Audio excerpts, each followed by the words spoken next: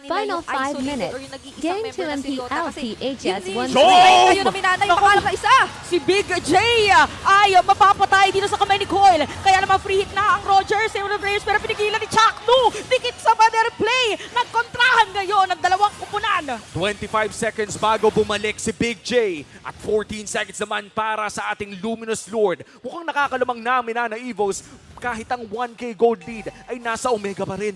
Yeah, ito na yung paunti-unti nilang ginagawa. Namamanage na nila ng maigi yung kanilang mga waves and ngayon sila pa yung nakaangat or nakapwesto dito sa Lord na binaburst down na agad-agad. So confident na sila sa damage na hawak-hawak nila and even yung ultimates ay medyo kompleto pa pero papasok pa rin yata yung Omega. Antonio!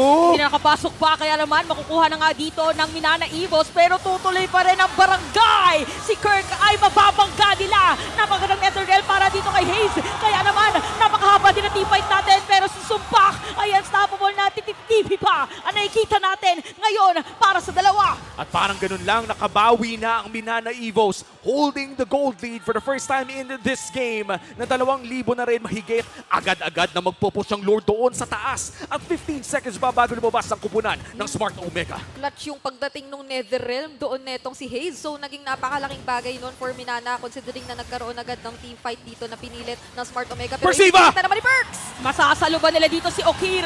Shoot the ball daw. Pero mas magandang shoot ang nakuha dito ng Minana. Napakabilis na conceal play. Malayawi na conceal ang pinakita ni Persiva doon. Oo nga pala, sabi ni Perxiva nung isang laban, nagpaturo daw siya. Oo. Nung isang laban, nung una siyang maglalaro para dito sa ating liga. Ito na yung moment na hinihintay ng Minana. Tamang control lang.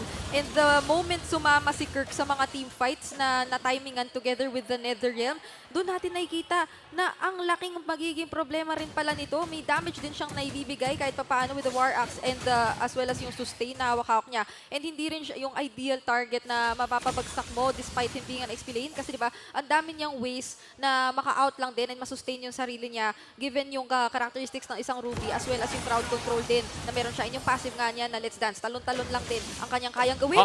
Okay, kamuntikan yun do for Chaknu. Narinig na dito ng Minana Evos na ginamit na yung conceal, kaya naman nagamit na agad yung Netherrealm. Mawala na doon habang sa likod, tatlo yung tinamaan ni Chaknu para mapigilan. Pumasok na dito ibang mga players, pero Chaknu kanina makukuha. Persiva!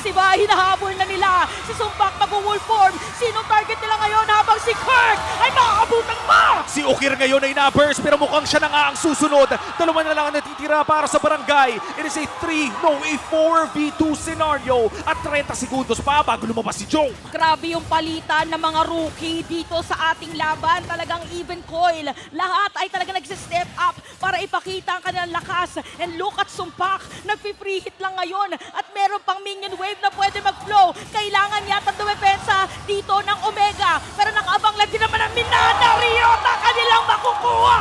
At dediretso pa nga. Chaknu! Ito na si Chaknu. Mabibigilan ba ng Chak Mamba? Dahil mawawala na immortality si Antonio dito.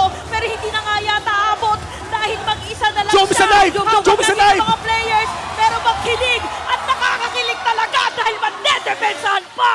Classic Omega defense ang ating nakita doon. Oh my goodness, tinimingan lang dito at hinintay ni Chak Mamba yung tamang opening and opportunity to use yung Tyrant's Rage. Yakapin papalayo yung minions and nagawa naman niya i-manage yung mga nasa loob na kasi may concussive blast nga ding hawak-hawak etong Kufra ni Chak Mamba. So very on point yung defense na ginawa dito ng Smart Omega and yung clutch na pag-spawn doon ni Jom, kayang-kaya talaga ng isang Nathan i-clear and i-defend yung mga waves kapag binigyan mo lang siya ng enough na opportunity and space. But this might just be an uncontested Lord for Minana at yun ang kinakailangang next na problemahin ng Smart Omega.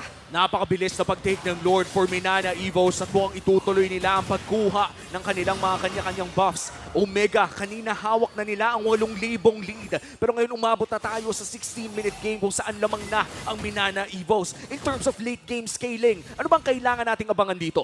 Yung kakayahan talaga dito ni Jom na mang-shred kasi buo na yung items niya. Even the Divine Glaive, hawak-hawak niya na dito. Then meron pa siyang Wind of Nature so may additional din siya na survivability considering na yung mga marksmen naman dito, yung Roger for instance or even the Nolan, wala rin namang mga Rose Perks. Gold, Meteor, pero si Perks medyo naghahanap na naman ng pwedeng hulihin.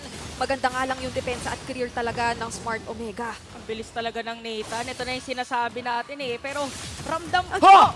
Okay, nagamit yung flicker. It's go time na ba para sa Omega? Andorio, makikita na natin. Ang sakit! Nagsasakalan din naman. Mamabaliktad pa nga yata habang si Chuck doon nakaabang. Dome! Yung sumpak, medyo kalahati doon. Andorio nakuha na nila. Pero Netherrealm ngayon ang minana. Buhay pa rin sila! At tuloy-tuloy lang dahil si Ukir na ata ang isusunod ni Sumpak. At ayan na nga, pinagkakalmot na ni Sumpak. At endable na ata ang goal. At isa naman sa nakakalmot nila is yung base dito ng Omega. Dahil naman para sa ating game number 2, Hukbo naman ang dedepensa. At hindi papayag ang hukbo na hindi aabot ng Game 3 ang ating unang serye ng last day ng season na to. Ang saya ng mga fans din natin dito sa shooting gallery. Nagsa-standing ovation.